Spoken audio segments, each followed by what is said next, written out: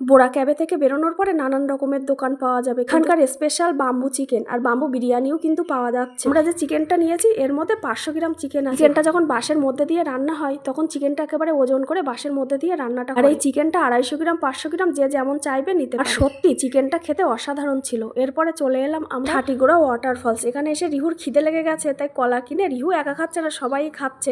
আর জায়গাটা দেখো কি সুন্দর, আর ওয়াটারফলসটাও খুব সুন্দর। এরপরে চলে এলাম কফি গার্ডেন। কফি গার্ডেনে এসে প্রথমেই সবাই 1 কাপ করে হাতে কফি নিয়ে নিয়েছে, আর খেয়ে সবাই তো খুব খুশি। কফিটা খুব ভালো ছিল খেতে। এরপরে বাগানটা ঘুরে দেখ, মোটা মোটা গাছের সঙ্গে লতানো গাছগুলোই নাকি গোলমরিচ গাছ। আর এই দেখো কফি তুলে এনেছে, এখনো তো কফি পাকার সময় হয়নি, তাই বীজটা এখনো সাদা। কফির গুঁড়ো, বীজ, নানান রকমের মশলা আর মাথার তেলের জড়িবুটিও কিন্তু এখানে বিক্রি হচ্ছে।